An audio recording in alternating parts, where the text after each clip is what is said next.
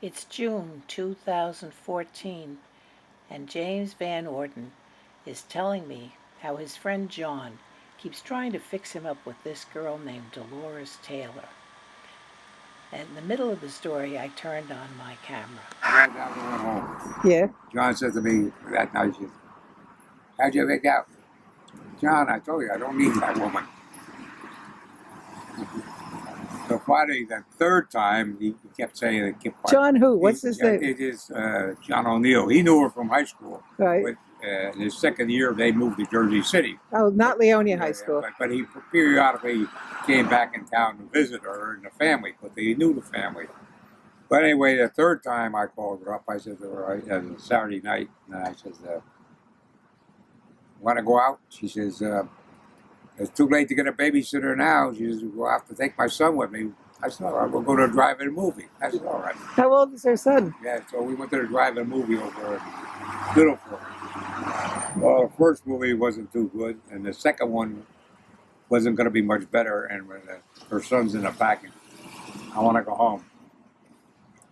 I want to go home." Tells a good story. Yeah. So finally, I put the window down. I put the thing there up on the thing, started the car up, went out.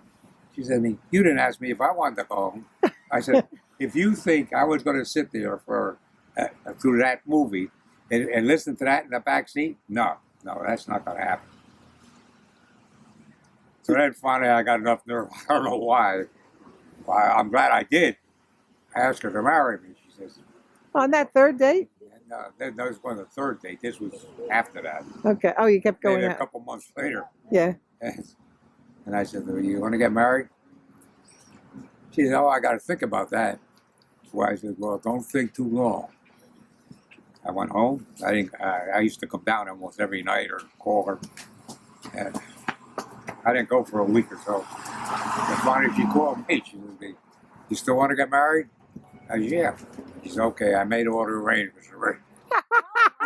We're gonna be married in the Borough Hall, and we're going to Sid Allen's restaurant on the 9W, and we're just gonna have the family."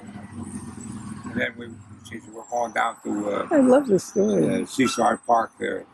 She rented a bungalow down there. We went down there and we went to Atlantic City. And we had a good time, and we had a good marriage, a very good marriage. 50 years. Yeah. Almost 50 years. 49 years. Yeah, well, yeah. Until February 7th when she I can died remember when age I, 82. When we first got married, she said, "As long as we got money to put food on the table and pay the bills, that's all that counts." I That's said, right. You know what money counts? When you don't have it. That's right. You That's better right. have some more money. Because I remember when I brought my first check home, we got paid every 2 weeks. I gave her the check and she looked at it and she said, "What's this for the month?" I said, "No, it's every 2 weeks." Oh, that's So good. I was making good money there. What were you doing? A supervisor for a motor company. Oh, okay. Yeah. It was like $600. It was like $1,200. She was living on $35 a week. Yeah, that's what you did Yeah. in 1960, 64, whatever it was. And by God, she saved money, I'll tell you. How she did it, I don't know. You know, isn't that nice the way they got along? But many times she would take, when she got the money and type the checks, and we get the Social Security checks, and she'd divide the money up. And she'd be like, half the morning, put the money away, but she had envelopes so much a month. Yeah, good. So I said to her, one time, I said, "I'm having coffee." And I said, "There's got to be a better way of doing this than the way you do it."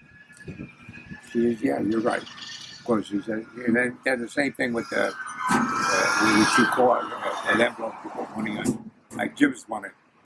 So like when I go for the paper in the morning, get cigarettes and the lottery tickets, it's like $13.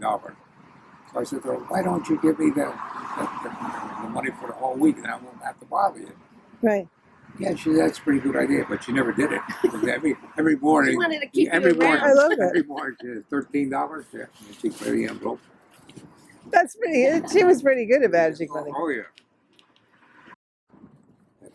About what her passing, that what she wanted done in that.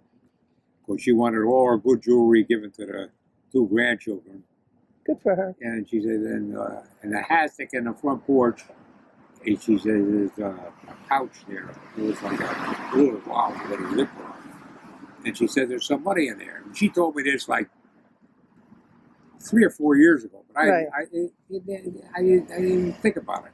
Right. So then when she did pass away, and we divided, got things for the kids.